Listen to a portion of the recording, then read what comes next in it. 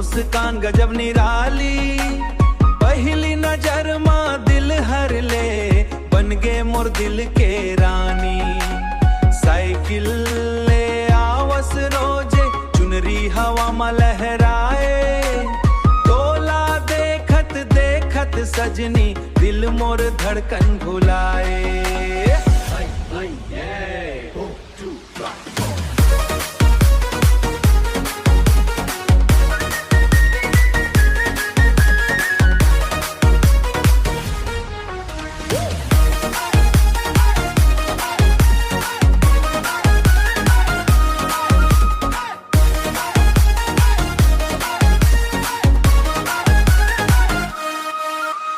किताब धरे हाथ मतो, नैना करे कमाल, क्लास में बैठे रही थस चुपचाप, दिल हो जाते बेहाल।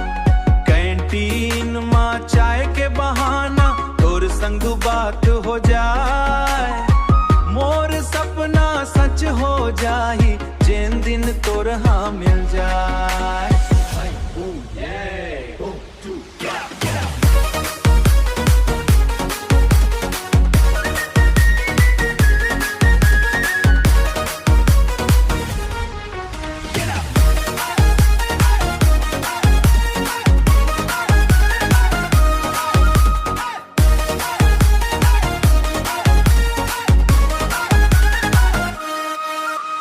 बरस ताक दिन कॉलेज रद्दा, छतरी माँ संग चलबो, धीरे धीरे माया बढ़ही, संग जिंदगी भर रहिबो।